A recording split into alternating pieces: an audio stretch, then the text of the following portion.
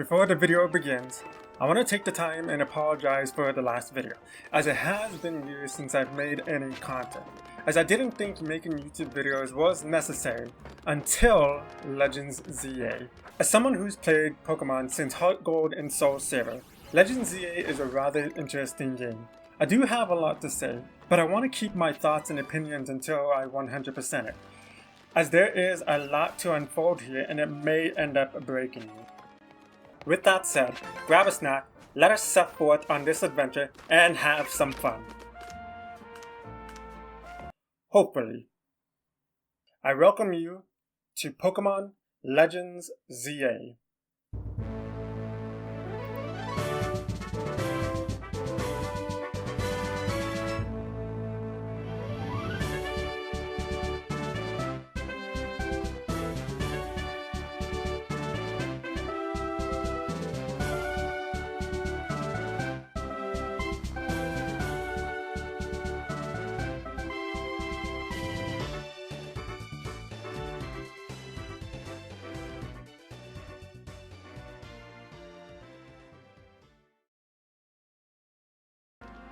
Picking up from last time, I decided to do more exploring and doing some of the side missions.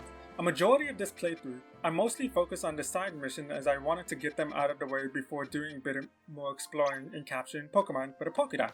I will not be explaining every side mission as there is a lot to unfold. I will be mostly discussing the enjoyable, interesting, and annoying side mission in this video and the next. The one mission I do want to talk about is this mission right here, a challenge from Furky. This mission is about getting Furky before the timer runs out. It's not a hard mission, but what kind of annoyed me is this last part. There is a huge gap between me and a platform that I needed to go through, but there didn't seem to be any way to climb over and there is no jump button for whatever reason. I quit the mission and come back until I needed an ability or something to cross over. It wasn't until much later during the day, my cousin reminded me that you can bypass some of the parts of the game by dodging. Yes, dodging. The dodging has a lunging dash, which I forgot it had. I was able to complete the side mission, but I forgot to record the footage like an idiot, and it rewards you with a Furky at the end. My apologies for not showing the footage. With that aside, I moved on to explore for some goodies on the floor and captured Pokemon along the way. And here is something that I hate about this game. As you can see, there is a day and night cycle, but it plays this annoying animation to announce that time has passed. An event triggers known as the battle zones. More on that later. I explored Wild Zone 5 to capture new mons for the Dex. As I explored the area, I encountered my first wild alpha Pokemon. But the alpha Pokemon isn't what I hate. As I was fighting the alpha Pokemon, which tends to be higher level than you, lots of health and defense, I got it to yellow health. Before the fight, the game notifies me that dawn was approaching, which is nice, but will most likely trigger PTSD to some that will encounter what I went through. As I was whittling down its health, this happens.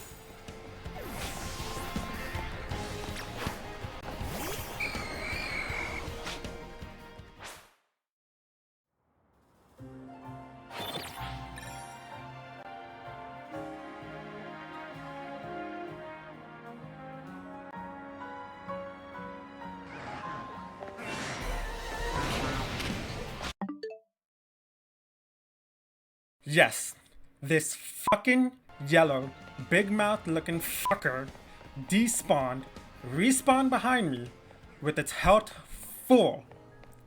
This was one of the most bullshit things to ever happen to me in a Pokemon game of all things. I don't tend to get mad at games often, but this was one of the times that really triggered me. I'm not sure if this is something that happens every time. I'm willing to bet it might.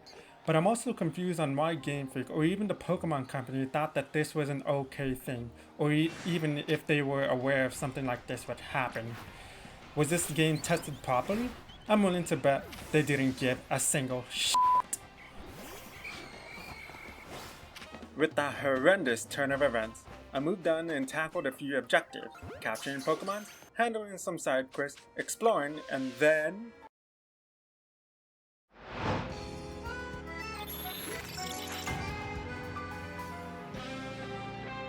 Oh boy. Okay, let's talk about the battle zone. The battle zone, in my opinion, is a fun aspect of this game. They will spawn in different locations and you can fast travel to the area, which is really nice. Once you enter, your objective is to battle as many trainers and gain battle points. Battle points are a crucial part of the game to progress the story, which is kind of weird.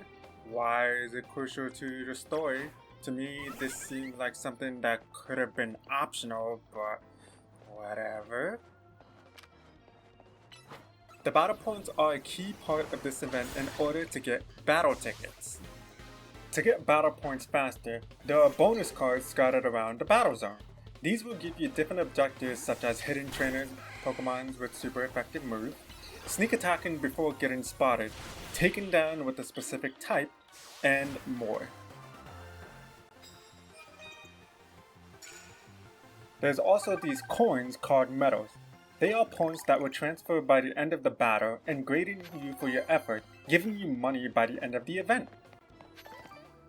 This is honestly the best way to rack up on EXP and money, as it can be fun, but I can see how this will most likely get repetitive as it doesn't change much in terms of how you approach this event. Once you've earned enough battle points, you'll get a battle ticket. Battle tickets are the only way to face the challengers to rank up your team. The tiers are a part of story progression for some reason. Think of it as battle passes in modern day live services.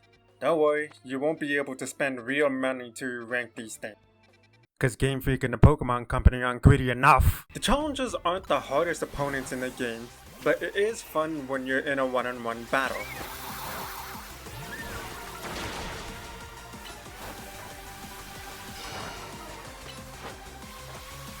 And once you beat them, you rank up and progress the story. After that, you then deal with some rapping with the crew about stuff that you don't care about because there's no voice acting with the Game Freak. They then ask you battle with one of your teammates to get to know them. Before I battle Naveen, I claim rewards from Mabel's research. Mabel is a character that you meet earlier in the story, but I didn't really care about her as you get to chat with her once.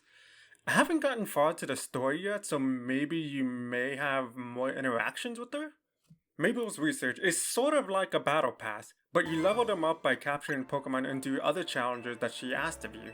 While I was claiming my rewards, I was scrolling down to see what rewards you can receive. The final reward was a shiny charm. What? So you can technically get the shiny charm before completing the Pokédex or even beating the game? Okay, what a change.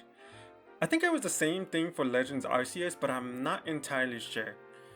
I mean, hey, it's nice to get a charm before the game, so that is a plus. After defeating Naveen, we then get our next missions to rank up, for fuck's sake. After collecting more Mon, completing some side quests, evolving some Pokemons along the way, taking care of the battle zone, fighting the challenger, and getting my ass kicked because I forgot to heal my damn party. After challenging the challenger once more, some more yapping ensued.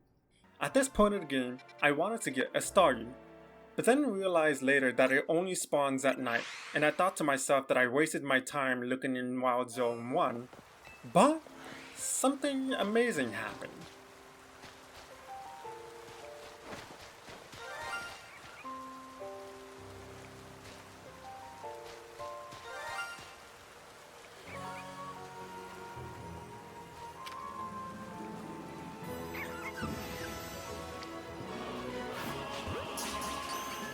"5 hours in, my first shiny, a Budu with a perfect, modest nature. I can't wait to evolve." Then I realized it only evolves in friendship. Raising friendship in this game is the most horrid thing in the game. And I can't get the suit belt because it is locked behind a side mission that is further in the game. I want to burn this thing alive. Moving on. After meeting up with Lita so she can show off her Staryu, kiss my ass, we beat her up to progress the story, more battle zone, then facing the challenger to rank up our tier. This challenger is using the Unova monkeys, which I thought was kind of funny, until I remembered Simisear was a thing. The most hated Pokemon in existence. Yeah, I bet everyone forgot the Universe monkeys exist. Sorry for the elemental monkey fans, if there are any.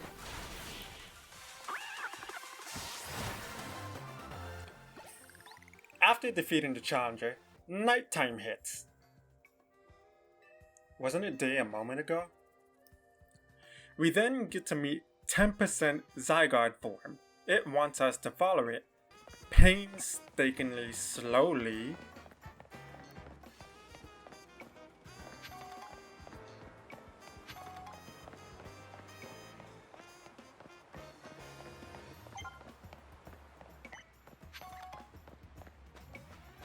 As we finally, after 6 or 7 hours in, we encounter our first Mega Evolution battle. Now this is probably the best part of the game. Before fighting Absol, we are given a Lucario from AZ. Once the battle starts, we are then transferred into a pretty cool looking void arena. The Mega Absol battle begins.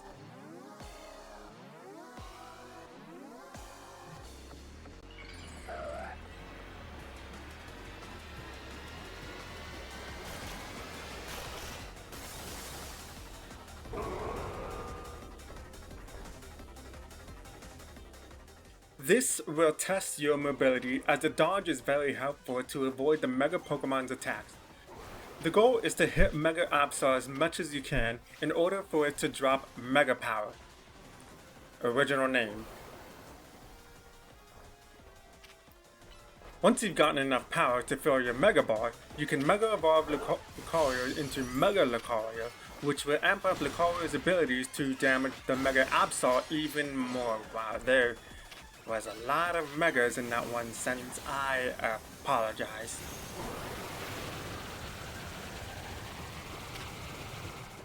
Halfway through Absol's health, it then triggers an animation leading to its second phase? It doesn't do anything different, it doesn't move faster or even do more damage, at least from this battle, but whatever. Its health is very low, so let's take down this boss.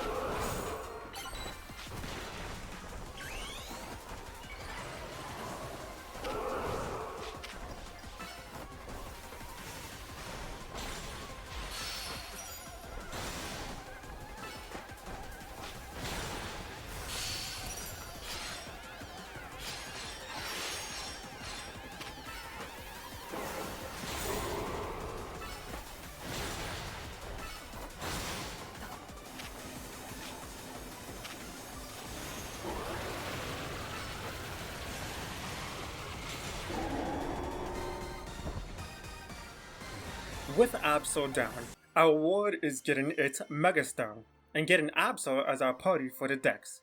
Yapping in tow. And that is it for this adventure. I know it was a bit of an anticlimactic ending, but I wanted to try to keep this video going to show every small detail and every small thing that I can try to get to as much as possible.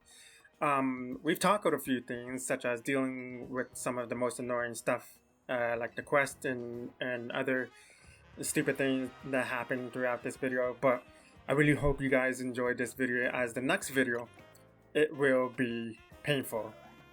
Literally. Take care, everyone.